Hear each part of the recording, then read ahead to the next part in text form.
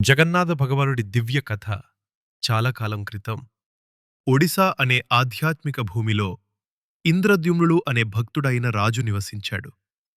అతను గొప్ప పాలకుడు మరియు విష్ణువు యొక్క గొప్ప భక్తుడు. ఒక రాత్రి రాజుకు ఒక దివ్యమైన కల వచ్చింది. ఒడిశా అడవులలో లోతుగా దాగి ఉన్న నీలమాధవుడిగా విష్ణువు ప్రత్యేక రూపాన్ని తీసుకున్నాడని ఒక దివ్య స్వరం అతనికి చెప్పింది. ఈ దేవతను కనుగొని పూజించాలని నిశ్చయించుకున్న రాజు ఇంద్రద్యుమ్నుడు నీలమాధవుని వెతకడానికి అనేకమంది దూతలను పంపాడు.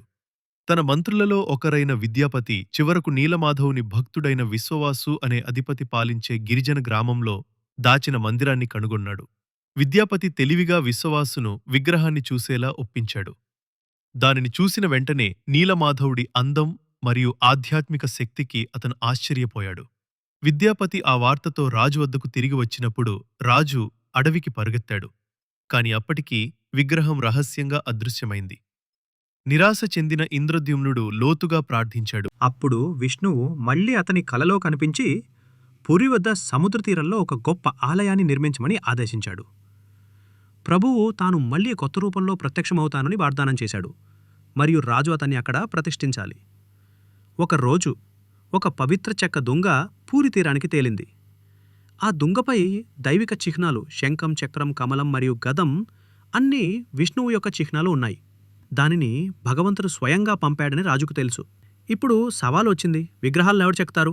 ఒక వృద్ధ మర్మమైన వర్రుని కనిపించాడు. అతను దేవతలను చెక్కగలనని పేర్కొన్నాడు. కాని ఒకే ఒక షరతుపై. అతను మూసివేసిన గదిలో పనిచేస్తున్నప్పుడు 21 రోజులు ఎవరూ అతన్ని ఇబ్బంది పెట్టకూడదు. రాజు అంగీకరించాడు. రోజులు గడిచాయి. కాని 2 వారాల తర్వాత లోపల నుండి ఎటువంటి శబ్దం వినబడకపోవడంతో రాణి ఆందోళన చెందింది. చెత్తకు భయపడి వారు తలుపు తెరిచారు. వారి ఆశ్చర్యానికి వడ్రంగి అదృశ్యమయ్యాడు మరియు లోపల 3 అసంపూర్ణ చెక్క విగ్రహాలు ఉన్నాయి. జగన్నాథుడు, అతని సోదరుడు బలభద్రుడు మరియు సోదరి సుభద్ర.